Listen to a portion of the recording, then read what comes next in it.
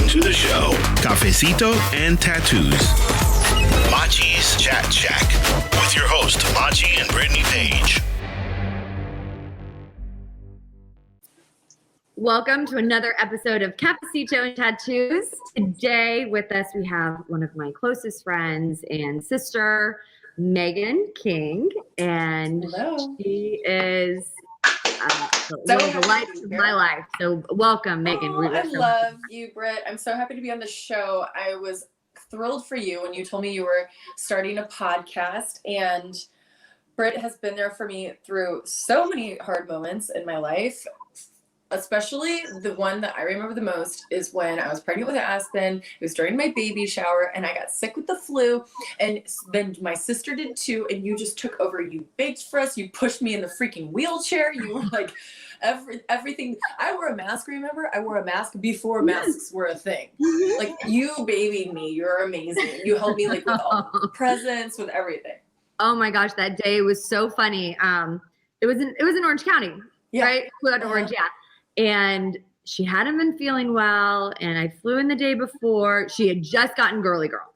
Girly Girl was a puppy. She was. I don't even remember Girly Girl. And I have all those photos in my bedroom playing with her in the bed, but she was like, I mean, she's only like this big now, but she was like this big. And Meghan was like, I just don't feel well. And I'm like, okay, well, take it easy. I get to the baby shower, and she pushed, I will give this to her. She pushed through it. She took her photos. There was like a press release about it. Like, she killed it, but then was like, all right, gotta go. And then she left, and then we all stayed for like another 30 minutes. That's right. Everybody stayed because it was a beautiful baby shower. Oh, it was so beautiful. Yeah, I was so bummed I had to miss my own baby shower, essentially. But yeah, so what's funny is that I met Meghan, my fiance used to play with or against her ex-husband, and we were at a Super Bowl party in Phoenix, and it was the Wheels Up party. Oh yeah, that's right. That's where we met. The W Hotel in Scottsdale. Yes. What little I remember about that. Harry Styles performed there? Uh-huh. He just like popped out and like starts walking across the pool, and we're like, what? This, and he was a big deal then, not as big as he is now, but he was a big deal. And remember, he was so fucked up. So drunk. Yeah. So drunk.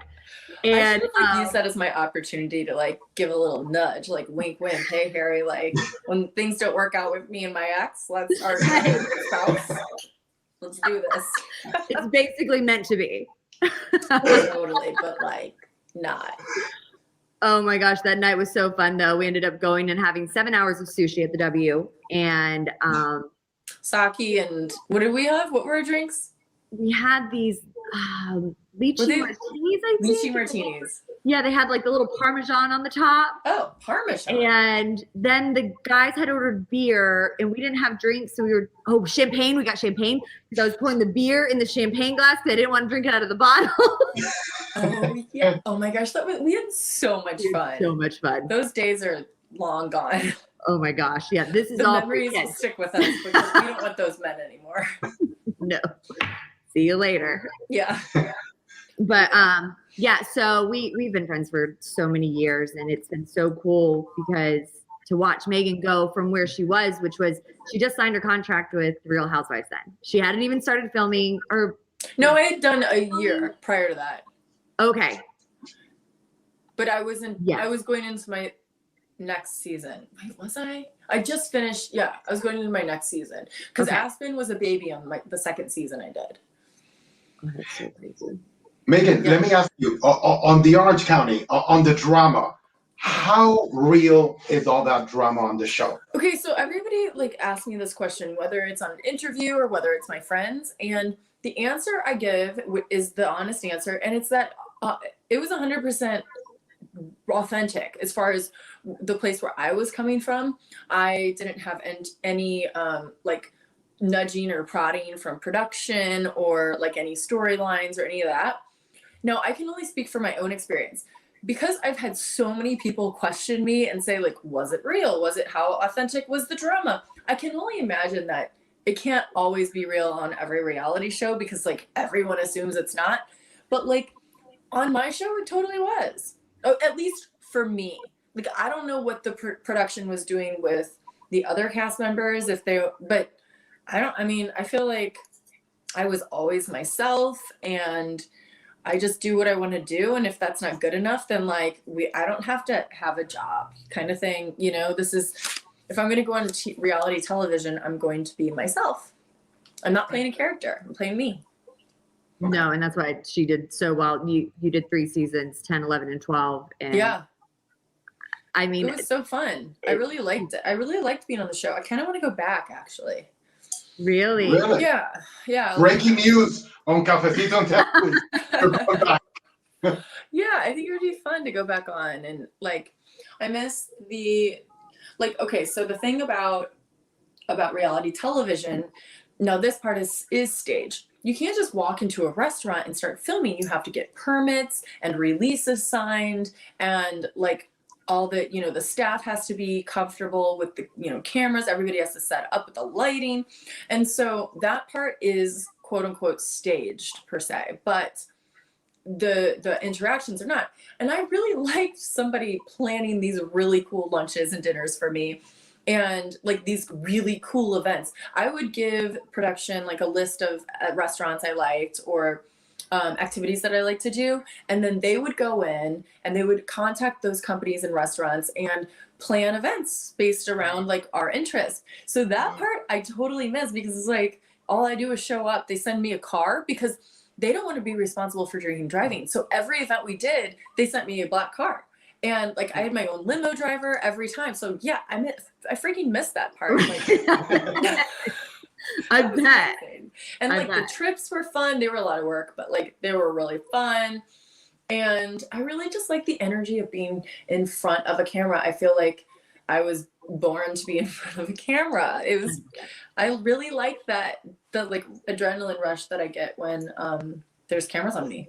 Even even just doing this podcast, I really enjoy like the whole knowing that this is for entertainment purposes, but yet it's really me and I'm sharing a piece of my life. I enjoy like, the energy that I get from even this interview. It's fun for me. How do you process your emotions? So for example, let's say you have some issues with one of the girls on the show. Do you text a person off camera and kind of say, hey, this is a problem we're having? Or do you contain it and wait because you guys are going to be in front of each other at the end of the day? Well, my first season, I think, I didn't know the process and I would have texted, but I also didn't know the women well enough at that point. So it was like awkward to text anyways, something so direct. But as I went through my second and third season, I started to understand, no, this is something you do on camera. Like you save that. So it's for on camera so that you have authentic reactions. And that's the thing. I'm not an actress and the people I was on the show with weren't actresses either. Heather was. I was about to say Heather was incredible. Yeah, she was an actress, but like, so because I'm not an actress and I'm not trained to be one and I have no desire to be one, like my reactions will be inauthentic if I'm like reacting to something that I've already reacted to. So if I'm trying to like recreate the emotion, it's not going to be as heartfelt. And so I really tried to save those moments for when the camera was around. And that part was a little bit difficult. I bet because Megan's very outspoken. Like she doesn't hold things I'm direct. in. Like, and I don't like drama. Like I like to deal with things as they come and then bury it. And that's not exactly conducive for a reality show. However, what's conducive for a reality show is that I was forced to be around these bitches who I wanted no bit and part of. And I'm not a wet blanket. Like if somebody does something to piss me off or that I feel like is wrong and needs to be stood up to, I'm not gonna just stay silent. And so that's the part that makes me good reality TV, because these bitches are in the same room as me and I'm like, nope. And she came in and was really young. I remember Vicky saying they miscasted your first season and you shouldn't have been like, it was. Whatever. We're all in the same place now. We're not on the show, so. Oh my gosh. It was definitely a whirlwind, to watch. It really was. It was such a cool experience. And it gave me, it helped provide me with the platform that I have, this huge social media following that I've like turned into a blog, and I have this podcast, Intimate Knowledge, that I do. And basically just, it's incredible to have such a powerful platform to be able to influence others in ways that I find important. For instance, I've just partnered with By Grace Foundation and Lulu Simon Studio. This is the t-shirt that I'm wearing. I actually designed this t-shirt to raise money to send 100% of proceeds from the sale of these t-shirts to build a sewing center in Kukuza National Park. Kukuza is the city, Kruger National Park is the park in South Africa. And this will put women to work. And this is an actual freaking building that I'm going to build. So, well, with the funds that I raise. And all by herself. Yes. Something like that. And so it's so cool to be able to like empower other women around the globe by building the sewing center, put women to work, give them skills, empower them within their families and their economy. And then these women will be sewing uniforms for anti-poachers. So it's not only just empowering women, it's protecting the endangered wildlife and the biggest national game reserve, big game reserve in the world. So I just love, and also the companies that I'm working with, Lulu Simon Studio, which makes the t-shirts, and By Grace Foundation, are both founded by women. And so I just love keeping it all together and like pushing forward, because I think men, there's a good, good old boys club. And so men male run businesses hire other male run businesses because they're friends. Like, it makes sense. They have a camaraderie. And so I want to change that narrative and turn it into, let's have women help other women. I love that. Love it. I love that.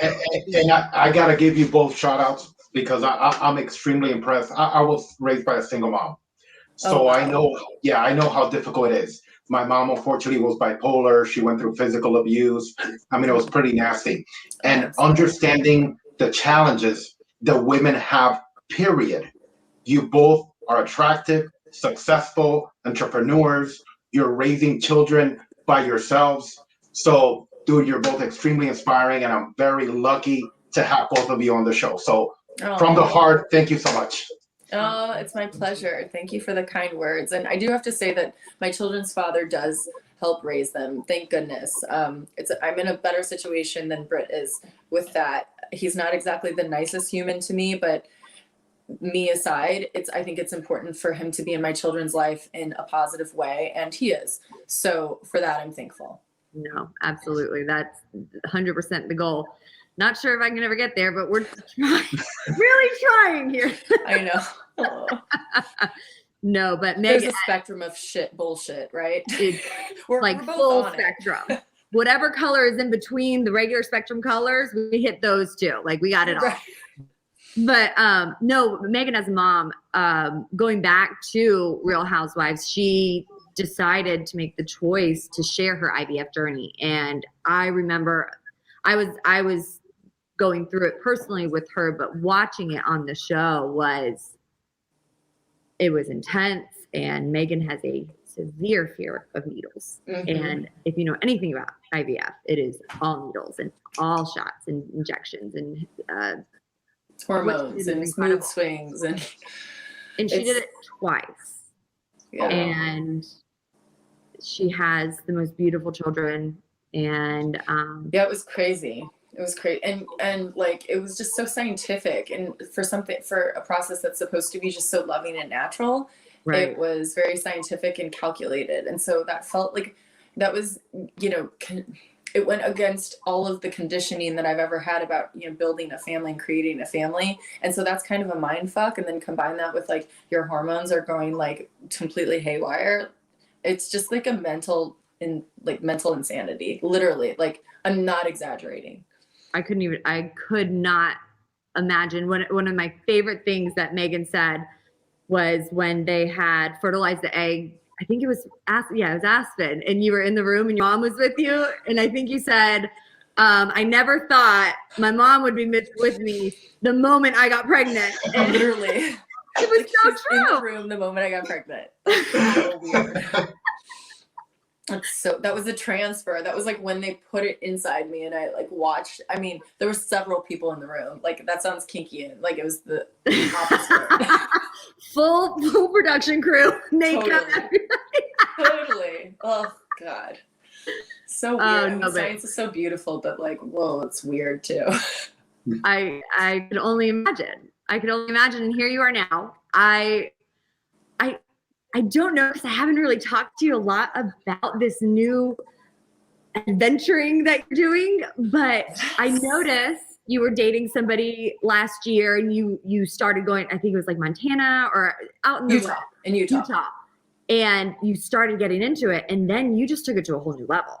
I did. Yeah. And now you're doing things like nighttime cave diving and I know hiking mountains and going to bungalows. The thing about me is that I've always been into adventure. Like even in college, I joined this club at where I went to school at Ole Miss called Ole Miss Outdoors, where I learned how to sail and I rode horses. And for my 21st birthday, I got a mountain bike. And like I've always been very active and outdoorsy. But the thing is, it's twofold. First of all, Missouri is a shitty place to be outdoorsy because it's really hot in the summers, hot and humid and buggy. And in the winters, it's cold and there's not like a whole lot of elevation changes. And then, so that's case number one. Case number two is I was married to a guy who is like not into anything adventuring at all.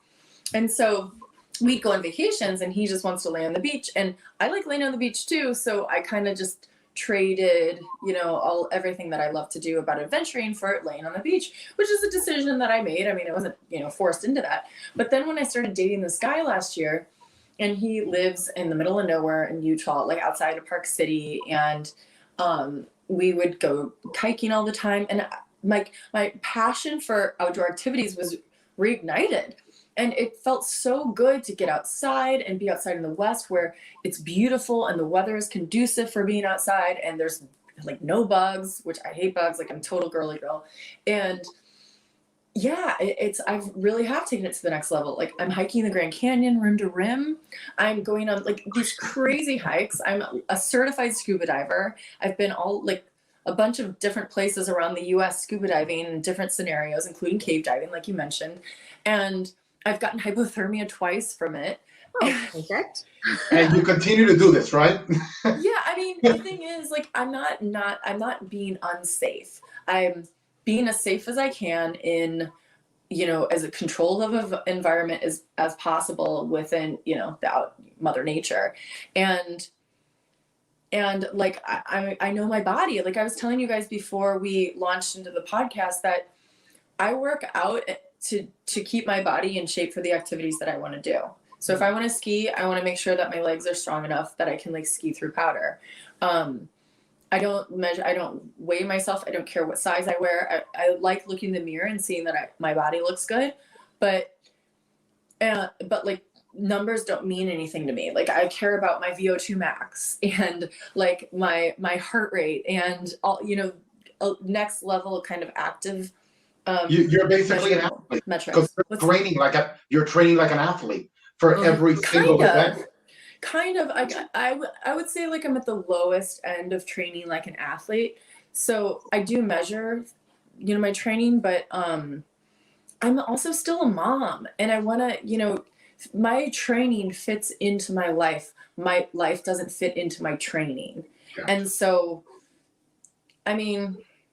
Yeah, it's just, it makes me feel good right now. And I love doing it.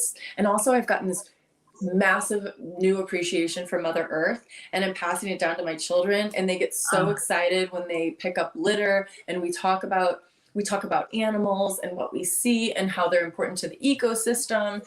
And I love that because the earth is, the most valuable resource you can pass down to your children. And I want to instill that love in them. Well, you're doing great. I saw a video yesterday on our Instagram, and were you in your neighborhood? The fox? Yes. It was right across the street from where I am right now. Full-grown, beautiful red fox just trampling through the neighborhood. I know. And guess what happened last week in my neighborhood? A freaking brown bear.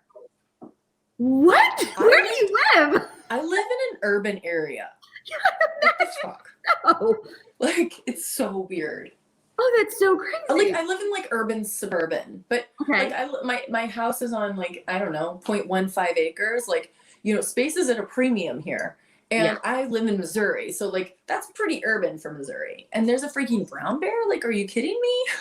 And then a fox. Like three streets over was the brown bear. The fox was on my property. There was a tiger in Pennsylvania yesterday. Why? Some dude had it in his house since he was a little kitten and basically just raised it through, and it got out of the house, but the poor thing was terrified. It was literally just like a cat, just walking very slowly, and one of the neighbors was riding bike, and he's like, what the hell is this? And basically they called the police, they came in, they took it away, but yeah, so it's happening all over town. Well, Wild at animals least are it's an running around. exotic pet that got out. Like, Right. just like wild animals that are chilling in my neighborhood. Like, nobody's picking them up to take them home. Right. They're making their own home. Right. They're already at home. It's so funny. That's so funny. Yeah, we don't. My daughter was scared. I was like, no, it's I know. fine. It's beautiful. Can Like, we go back? go back. I know. I'm like, let's pet it. No, we need to go pet the fox. Then finding out that it might have been so calm because it might have been rabid. Okay. That's what people told me, and I understand them. I just like I'm big into energy, and my energy was that intuition was that the fox was safe, you know, from a distance, like a healthy distance, it was safe. But like I started talking to the neighborhood moms and dads, and they said no, they've seen this fox around for like probably about a week, and so it's not rabid. Oh, that's I love him. I love him. I was definitely for the adoption. So. Fox King. Yes. There's only room for one Tiger fox King in this house. Meghan the Fox King. That's right. You know my name. Oh my gosh, that's amazing. I definitely like Machi. I had a discussion with him about this interview beforehand, and a lot of men don't, unless their wives have them watch reality TV shows, especially Housewives. They don't really know a lot. And I was bragging on you because you didn't, it's not like you came into this marriage and that's just all you did and that's all you offered. And you trophy, like you went to Ole Miss, you got a marketing degree, you had a career beforehand. Yeah, I did. I mean, you know what? And no disrespect to women who are, just choose to have their career be a wife or a stay-at-home.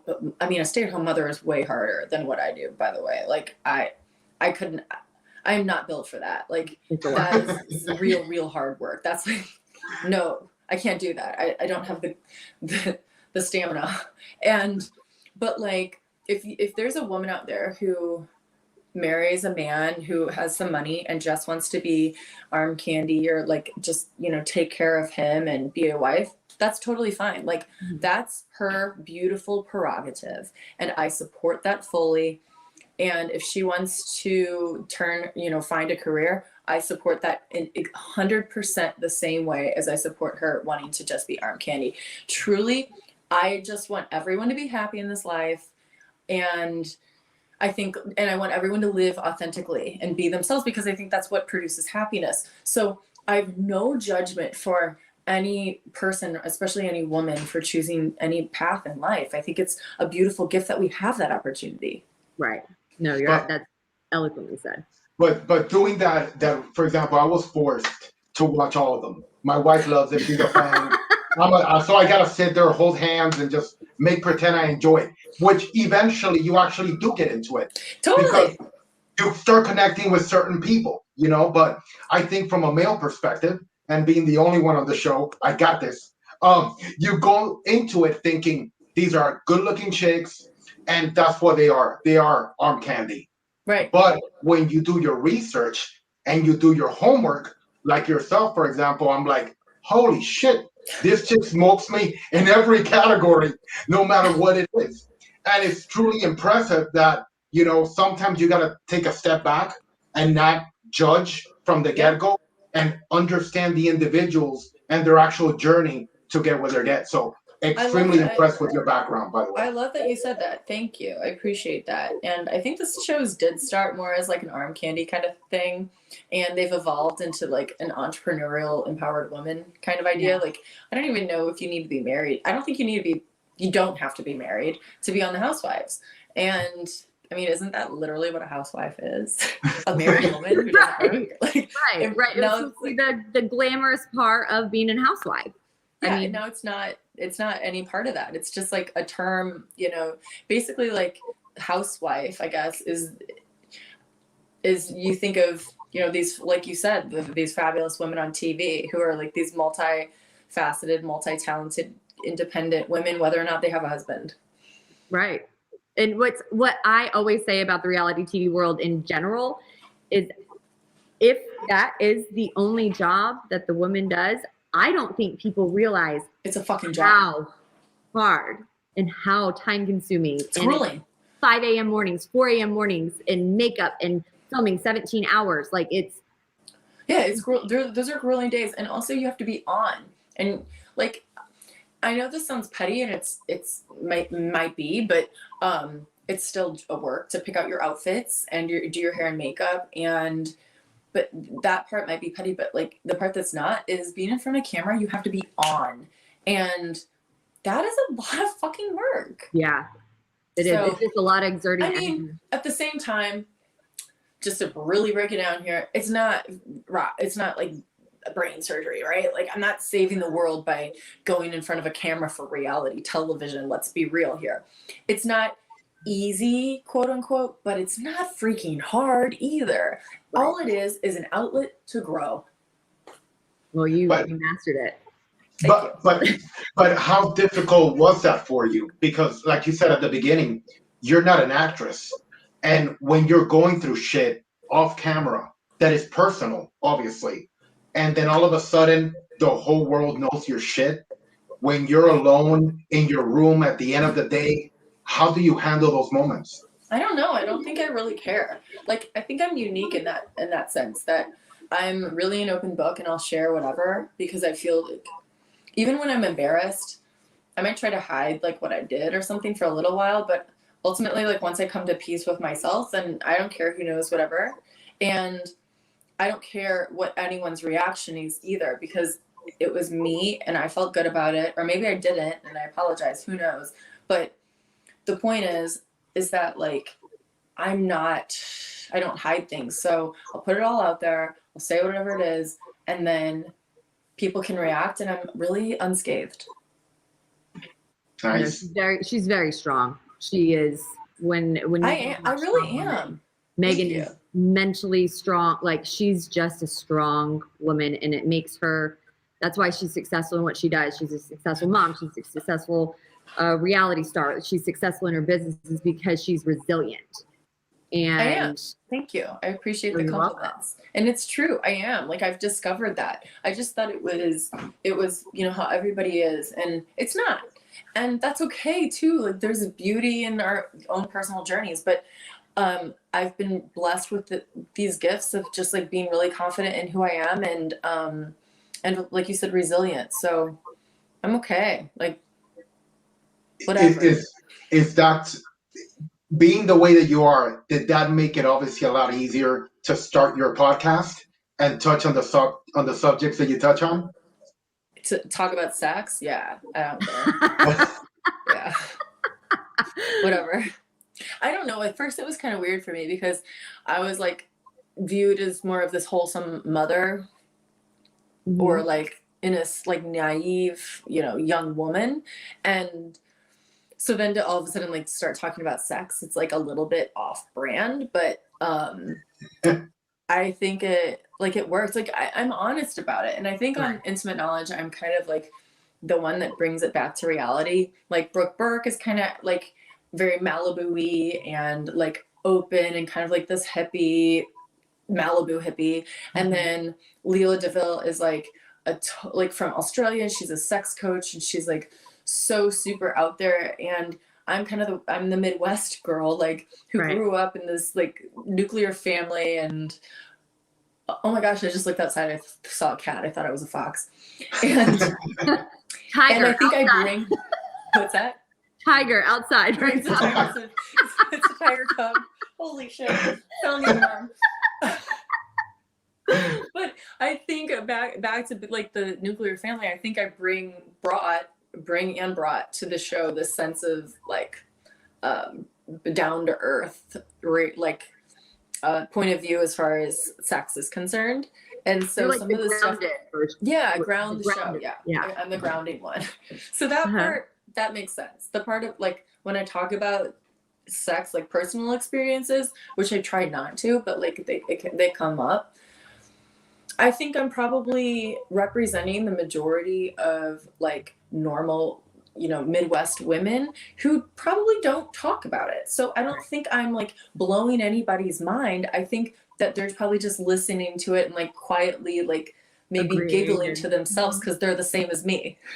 No, 100%. Sex has always been a very taboo thing to talk about. And as a mom to a little girl, I feel like I grew up very Southern Baptist. I grew up very sex is for marriage. And so I had that on my mom's side. And then my dad, we all know my dad is not exactly the most Southern Baptist person on the planet. So I had him, and he was more of the open one. He's like, let's be realistic. Yeah. And so I had the balance of the two. But because I was with my mom the majority of the time, it was taboo. And it was, you don't talk about it. And you don't, it's private between a husband and a wife. And I think personally for me, that's not what I want to teach Oakley. However, that's not wrong. Definitely not wrong. You can teach your children however you want to teach your children. But for me, I want that open communication with my daughter. And there's a gray area where you don't want to encourage it, but you don't like just teach the importance of it. See, I think it is wrong to teach that. Like, I think it's one thing to teach your children, like, this is how I feel. I feel sex before marriage is wrong. Sex should be between a man and a wife. This is how I feel. And the reasons I feel that way are X, Y, Z. And I encourage you to really, truly like think about the reasons that I'm giving you and, discover if that is right for you. But I love you in your entirety, and whatever choices you make, I will support because I love you. I don't think it's right to, as like a parent who's raising an individual, to necessarily say like, this is what's right and wrong, because who are we? We're only going to stifle our child's personality if we do that. No, you're absolutely right. And that's the path that I want to take, is just allow you to be you. And the most important thing is that open line of communication. I never want her to feel like she can't come to me about something because mom is not going to agree, or I'm going to get in trouble. I don't want that more than anything, because I feel like me and my mom had a rough relationship. She was wonderful, but communication when I was younger, because we didn't really talk about those things. Right. And now we talk about everything, and everything is great as an adult, but I feel like we missed out on a lot, and I don't want to do that. And your parenting style, I remember talking about different things about how you would talk about sexuality of children and allowing them to pick what they wear. And your mentality before I had Oakley was something that I adopted from you, from specific conversations, because you were so open-minded. And I found it so impressive that you really believed what you spoke about. And a lot of people will go on TV or go on the internet or whatever it is and say something, but not really believe it. It's not a conviction of theirs. And what you say are solid convictions, and you live it. And I mean, and I also think like those are solid convictions that I have at that moment in time. And I think like for if anyone decides to change their convictions or to evolve their convictions, I should say, there's nothing wrong with that either. And like, we're allowed to be who we are today in this moment. And that doesn't mean that we are going to be the same 10 years from now. And we shouldn't be held to like our opinions that we had in the past, because we're evolutionary creatures as well. Like, we're all on this journey together. So like, yes, I hold convictions, and probably the same convictions that I've had for years and years, but like, not to say those will ever change. Right. No, it's beautiful about you. You're always growing, and you're always it's just been so cool to have met you when I did and seen. Well, I've got to throw back that compliment at you. You're doing a great job. You're such an inspiration. You're always like doing something bigger and better. I'm like, holy shit, how does she do this? You are truly a single mom. Like, yeah. I mean, but I'm so blessed because Oakley, Machi came and stayed at the house. This is how I met him, to look at something that my dad was doing. And then we ended up creating this friendship out of it. And that's the podcast. What it's all about. Oakley is a dream of kid. Like she's not in daycare. So she is with me 24/7. And I run my family's properties. I do the podcast. I have an interior design company. And you have irons in the fire. I mean, there's just so many that you can't parts. talk about. I mean, I just don't really have time. And like I don't really sleep a lot because I might have like 2 hours to myself at night that is like really to myself. Right. But I figure do it now. And then in 10 years, have all this under my belt and we got money coming in. And then, we can go travel. And I mean, we drive different places and we go to the mountains and we live on a nature preserve. So we go out to the river. So it's really, that's a lot to do with a baby, by the way. I don't do that. Once I have my twins, I'm like, sorry, you're not going anywhere. I'm not getting you a passport. I'm not even going to be tempted. Like, you're stuck. Nowhere. I'm done. And then, but yet I still continue to torture myself. Like every time I fly with them, I'm like, never again. And like I booked 2 trips for the summer. Like, of course. Can't help it. When you travel with the 3 kids, I'm like, 1 is a lot. And Hart has a disability and it affects his behavior too. So it's like so much freaking work. He won't wear a mask on the plane. Like, oh, that child, I swear, he's going to be like the bane of my existence. Well, speaking of that is a whole topic in itself because I remember you got the news and you about Hart's cerebral palsy. Yes. And you went out to the Napa Center. Mm-hmm. And you did all this work, hyperbaric chambers and the physical therapy, and his results. They're outstanding. Incredible. Like he wasn't supposed to, they said that he wouldn't be able to, was it walk or run? Or they thought he would walk and they thought he would probably run, but they thought, well, they weren't sure about the running, but they thought he would walk for sure. Okay. And they didn't know if he was going to be cognitively impaired. They don't know anything. That's like a creepy diagnosis to get when your child is too young to really understand like what they're going to look like in 10 years. And my son's he's not even 3 yet. And so it's still like his challenges change and as he gets older, and like, it's a huge challenge for me as well. But like, to get the original diagnosis and then be like, oh yeah, no, your child has cerebral palsy and we don't know what's going to happen. Backstory, my first cousin has CP and he's in a wheelchair. He's deaf. He's cognitively impaired. He can't speak like maybe some words. And he's kind of like, his muscles are so tight, like his arms are, close to his chest and his wrists are down. And he kind of has that look that you would think of when you think of someone with cerebral palsy. And so that was my only frame of reference when my son was diagnosed. And throughout, his even prior to this diagnosis, because that's what I figured he had, and up until now, I've learned that there's this massive spectrum of CP and how it can affect an individual. And my son is very mild, thank goodness. And I think a lot of the therapy really helped him to stay mild or like even get milder, because the brain is so malleable. Before 2 years old, it's like incredibly malleable. I mean, the younger you are, it doesn't matter. Like you'd be 5, the brain is still malleable, but like there's a really sweet spot there. And I was able to hit it hard with therapy, and I think that really helped him. But like I learned that CP doesn't even necessarily have to be recognizable to the naked eye unless you know exactly what you're looking for. And that was really liberating for me to discover. But at the same time, I'm thinking, oh my gosh, is my son going to be like my cousin? Like, his quality of life is he going to be confined to a home or something? It's Well, it's his progress has been amazing, and it is so cool to learn that there's full spectrum. I remember I want to be as private as possible, but somebody respect a child I knew in a relationship, definitely 100% on the spectrum, and but very high functioning. The autistic. Yes. Like that's kind of what people think of when we say spectrum. Right, like right. The autism so spectrum. With all this new research coming out about autism, like we're learning that it's not just this is autistic and you put it in a box and that's just an autistic child, or this is Asperger's. Like there are so many moving parts to autism, and to know that is the research that's being done with CP, to learn that there's also a full spectrum. Totally. And you know what's interesting that you bring up autism?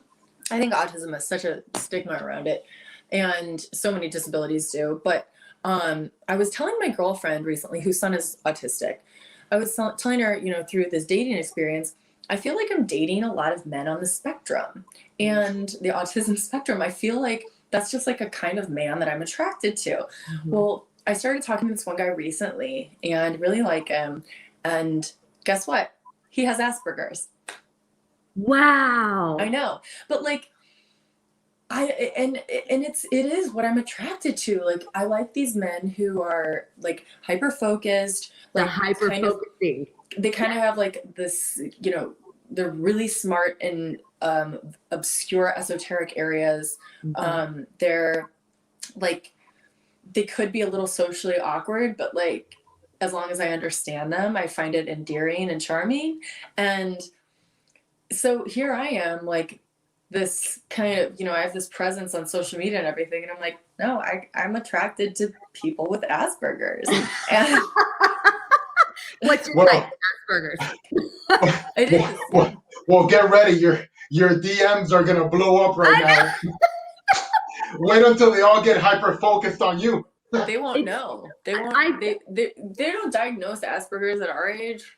They won't know they even have it. What's incredible is that I feel like we attract and are attracted to very similar, the same people. This most recent ex, he was just out of nowhere. I don't even know where he came from, but got Oakley out of it, so we're good.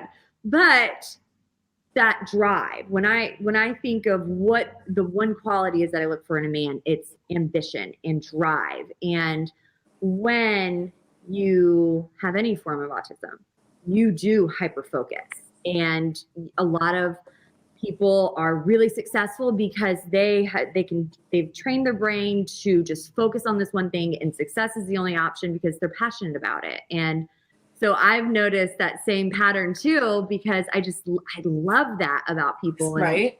I know. Like, I think that this, acknowledging Asperger's or like mild autism for what it is, which is a gift. Like people who have Asperger's or autism, and they're, so smart in one or two or a billion areas, whatever it is.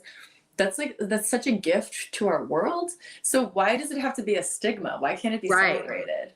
Right. No, absolutely. And I think hopefully in time it lessens as a stigma, just because we're learning more about it and it's becoming more regular, and that the new term everyone's using, normalize. Right. It's just part of it now. And I don't think it's a bad thing. It's just a personality trait. It's a thing. It's simply a thing. Yeah.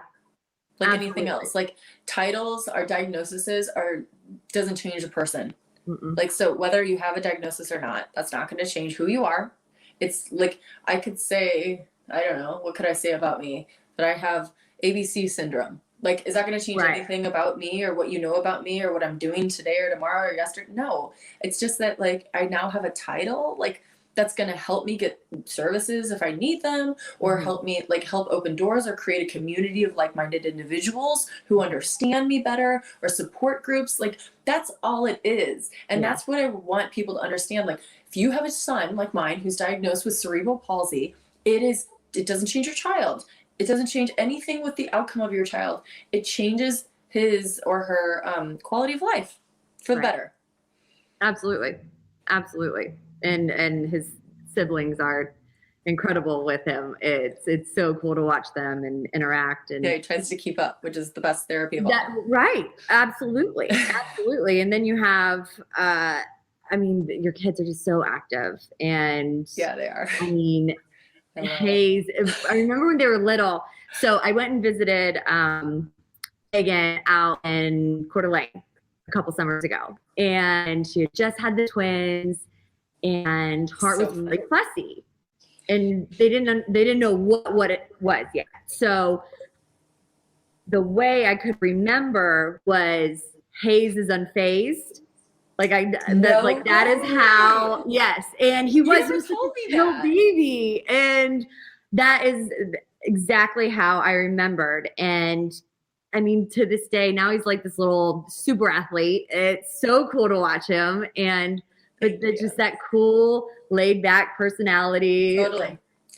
Still that way. Right. And to have seen them, and they were not very old then. No, I think they were probably, because I left Coeur d'Alene when they were 4 months old. So they were probably like 2 months old. Yeah, they were 2 or 3. Mm-hmm. No, it's a fun trip. I love that place. We should go back. Yes, absolutely. All these famous people live there now, like the Kardashians and what? I think Justin Bieber. Jen. We're on our way. Fire up the car. I love it. It was so fun. It was so much fun, but I'm looking forward to. I'm just here now looking at both of you, honestly, because I'm the outsider, really. And visually, I see one thing and having assumptions about both of your lives and what people kind of think they are. But the backstory on both of you is just amazing. And seeing your bond and your friendship. Like right now, I'm like a viewer. And I'm crashing a party. I'm like the creepy Cuban peeking out the window. Like, what is that guy doing? But no, honestly, and we're like, I'm loving it. I'm loving it. Like, there he is again. So cute. If I do it more than once, it's creepy. But one time, it's okay. But no, honestly, I'm loving the friendship and just what you guys have developed together. So I'm loving this. Yeah, feel free. We're so fortunate to have found each other at the time we did. Truly. So fortunate. Yeah, well, I don't believe in coincidences, so no, it's divine. No, absolutely. Well, I'm sure you're super busy and you have a lot of things going on. I don't know. I gotta get my daughter in a couple minutes. I figure out the taxi driver secret book. Well, any time that you need a male perspective on your show and you need some input, I'm available. There's certain topics I can't touch. So if you ever need the male perspective, the married guy, what is he thinking going through, and how can we piece it all together, I'm available. Noted.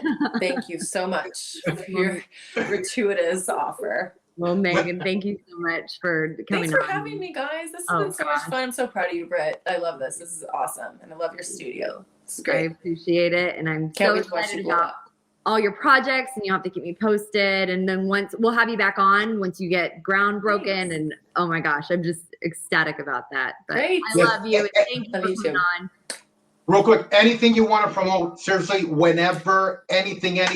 I know you're big with the new company, anything, send it our way. We'll make sure to get it out there to everyone. Yeah, okay. I really want to promote these teas right now because trying to get it all ready before the end of June, I need to raise a bunch of money. So I want to, this is my baby right now.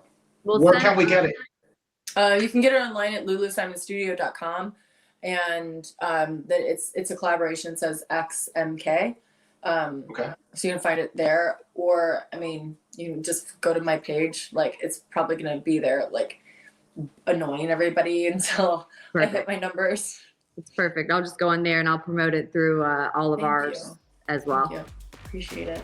Thanks, guys. You. It's so fun. Love you.